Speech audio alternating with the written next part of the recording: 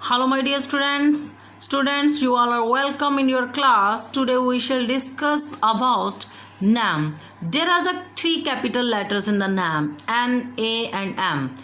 N stand for non, A for alliance, and M for movement. It means to say NAM means to say non-allianced movement. Non-allianced movement ਦਾ ਮਤਲਬ ਹੈ ਗੁੱਟ ਨਿਰਲੇਪਤਾ, which means not to join any power block. ਇਹਦਾ ਮਤਲਬ ਇਹ ਹੈ ਕਿ ਕਿਸੇ ਵੀ power block ਨੂੰ ਜਿਹੜਾ ਵਾ ਜੁਆਇਨ ਨਹੀਂ ਕਰਨਾ. Whenever NAM was formulated at that time, there were the two main power blocks at international level. One of them is the capitalistic and second one the communist.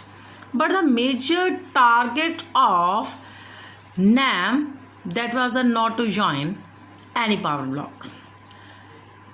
Meaning of NAM: non-alliance is a part of international politics adopted by all decolonized countries not to join any power block and maintain the secular from them.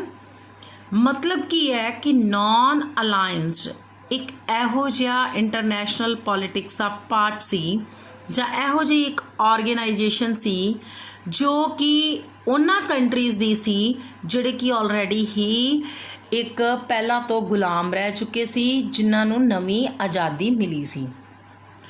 ਇਹਨਾਂ ਦਾ main target ਕੀ ਸੀਗਾ? ਕਿਸੇ ਵੀ power block ਨੂੰ join ਨਹੀਂ ਕਰਨਾ ਔਰ secular ਰਹਿ ਕੇ ਆਪਣੀ ਜਿਹੜੀ ਪਾਲਿਸੀਜ਼ ਆ, ਆਪਣਾ ਐਡਮਿਨਿਸਟ੍ਰੇਸ਼ਨ ਆ, ਉਹਨੂੰ ਚਲਾਉਣਾ ਆ. Next one, founder members of NAM. Founder members of NAM ਦੇ ਵਿੱਚ ਸਭ ਤੋਂ ਪਹਿਲਾਂ ਕੁਆਮੇ ਨਕਰਮਾ, he belonged to Ghana. Secondly, Gamal Abdel Nasser, he belonged to Egypt. Josip Broz Tito, he belonged to Yugoslavia. President Sukarno, he belonged to Indonesia. Next one, Pandit Jawaharlal Nehru, he was also founder member of NAM. He belonged to India. These all are members of NAM. Next one, what are the causes of NAM? NAM ਨੂੰ formulate ਕਰਨ ਦੇ ਕੀ ਕਾਰਨ ਸੀਗੇ? Firstly, NAM imposed a certain checks over the possibility of third world countries. NAM ਇੱਕ ਇਹੋ ਜਿਹੀ organisation ਸੀ ਜਿਹੜੀ ਕਿ ਥਰਡ ਵਰਲਡ ਕੰਟਰੀਜ਼ ਦੀ ਆਰਗੇਨਾਈਜੇਸ਼ਨ ਕਿਹਾ ਜਾਂਦਾ ਆ. ਠੀਕ ਹੈ, ਇਹ ਥਰਡ ਵਰਲਡ ਕੰਟਰੀਜ਼ ਜਿਹੜੇ ਕਿ ਨਿਊਲੀ ਇੰਡੀਪੈਂਡੈਂਟ ਕੰਟਰੀ ਸੀਗੇ.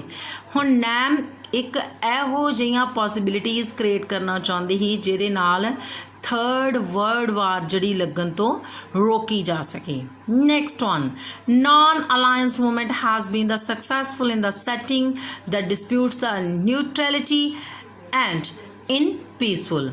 NAM ਇੱਕ ਇਹੋ ਜਿਹੀ ਮੂਵਮੈਂਟ ਸੀ ਜੋ ਸਕਸੈਸਫੁਲ ਵੇ ਦੇ ਨਾਲ ਜਿਹੜੀ ਇੰਟਰਨੈਸ਼ਨਲ ਲੈਵਲ 'ਤੇ ਨਿਊਟਰਲ ਰਹਿ ਕੇ ਸਾਰੇ ਡਿਸਪਿਊਟਸ ਨੂੰ ਖ਼ਤਮ ਕਰਨਾ ਚਾਹੁੰਦੀ ਸੀ, ਇੰਟਰਨੈਸ਼ਨਲ ਲੈਵਲ ਦੇ ਉੱਪਰ ਪੀਸ ਐਸਟੈਬਲਿਸ਼ ਕਰਨਾ ਚਾਹੁੰਦੀ ਸੀ.